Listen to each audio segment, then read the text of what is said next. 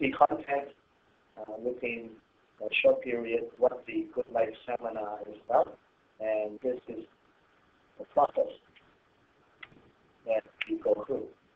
And this is my original saying, which is, if you can get crazy over one thing, you can be young again. And that is the secret. That will make you young, stay young until when you are 110. So, one extremely important last thought, we are the first of our lot and a unique one. What knowledge can we leave behind so others can use? It is life, design, and management, critical for a certain age.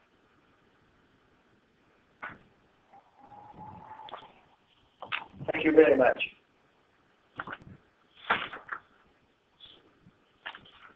Then, I've come to the end of my talk.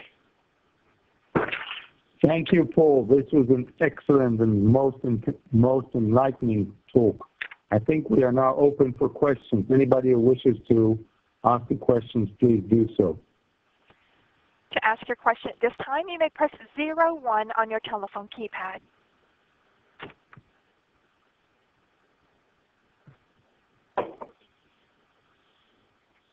I do have one question in the queue for you, sir, and it's from Ray Homestead. Go ahead, sir. Very, very interested in the talk. Do we wind up getting a copy of the webinar? Yes, we can. You can, yes. Yes, the webinar. But actually, what I can do is give you the whole thing, because this is only like half of it. No, the half would be fine. I want to share this with my wife. I think it was very good. Okay. The other half next week. There was a lot in it, and I appreciate it very much. Ray, this is Danny here. For everybody's benefit, all of the slides, including those that due to time shortage Paul had to skip, will be available from tomorrow onwards on our L3 website. Go to the webinar line, link into it, and you can download them from there as usual. The only thing I request is don't put it up as a Gmail or Google, what do you call it, document. Because I'm working on putting together a book.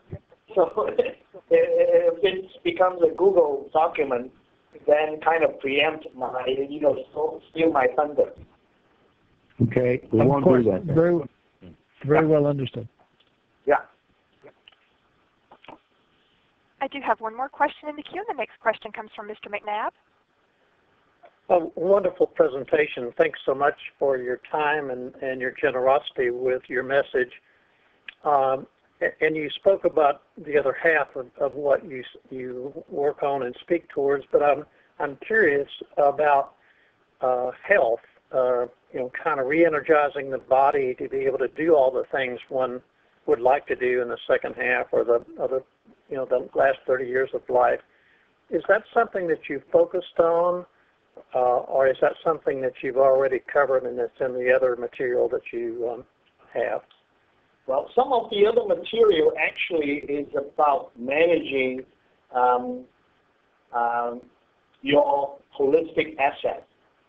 Actually, all our life up to now, most of us have been managing our wealth and our, at the most, our intellectual property. But actually, there are 10 other wealth that we have. Health is the wealth, because if we are bankrupt in wealth, in health, we would die. There's a social dimension to our asset. If you are good socially, you have a lot of friends, people enjoy being with you. And there's the intellectual dimension, which is part of our wealth. When people talk to you, do you raise their intellectual level? There's also the moral wealth. Some people are bankrupt morally. We don't hang around them for too long because we don't trust them. So there's something called, what I call WHAM, Wealth and Holistic Asset Management. And I would list all that, and health and fitness. I even split health and fitness. Health is health, fitness is fitness. In fact, other than wealth, what I stumbled onto was how did our ancestors, before the ascent of money, manage their leadership and manage their wealth? Actually, that's all the other things that I discovered is whether you are a leader in your tribe, whether your network is big, that's another health. So, answers your question, yes. Health is very much so. Tuesday and Thursday every week, I take it off. That is for my reading and for my health management. Thank you. I do have another question in the queue, and it is from Dennis Buchester. Go ahead, sir. Yes, thank you very much. Dr. Pugh, I enjoyed your presentation. Thank you. My question is more of a philosophical one. I've always had a philosophy that it takes at least 10 years to make a good friend.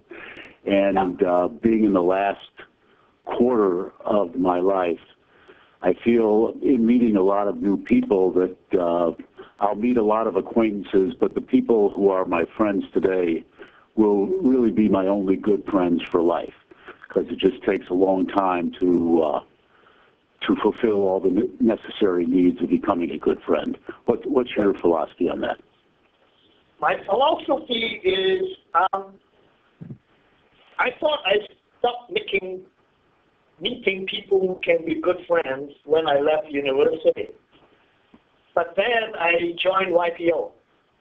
And I found that a lot of people in YPO are the people who have the quality that I'm looking for as friends and people that I would follow. So I found many good friends, and I don't know whether you were a YPOer. The forum. Well, yes, I've been a YPOer. In fact, I have a forum, and we've been together for 30 years already, meeting once a month and going away a couple times a year, transitioning from trying to be better business people to the things we talk about today, since we're all basically in our 60 plus. And I find after all these years, these are really my best friends after so many years. And it's comparing that to meeting people today who are interesting, nice people to meet through, I'm in CEO right now. And it's just my feeling that it takes a long time to create a real friendship. Yes, it depends on the personal chemistry of the two people, the two parties. But also, in another part of my talk, I talked about how to establish trust. And I think when we are meeting people, we look at them as one computer measuring another computer. Just look at them as how good is their application program, right? But actually, before you even look at their application program about the things they can do, we are scanning them whether they have viruses. You know, are they going to be, is he going to or she going to hurt me one of these days? So we scan and make sure that he doesn't dump a virus into our local area network. That's the best way I could explain virtues, viruses, and how to pick good friends and good managers. In DHL, we could deal with people from 250 countries.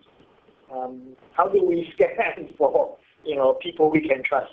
Mm-hmm. Yeah, trust is a very important factor in friendship. Yeah, right. If you can't trust, if you cannot establish trust, you can't even start the first step as an entrepreneur, because nobody will trust you with their money, with their goods, with their supplies, and with their credit. But don't you feel it takes time to prove that people can trust you? It's not instantaneously.